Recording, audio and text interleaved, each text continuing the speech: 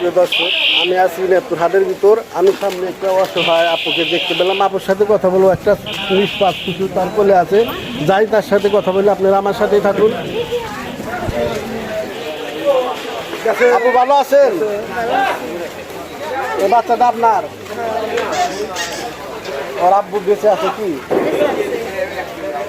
কে কাজ করে না? দর্শক, শিশুটার আব্বু বেঁচে আছে, কাজ করে না। আপুটা রাস্তায় বের হয়েছে সাহায্যের জন্য।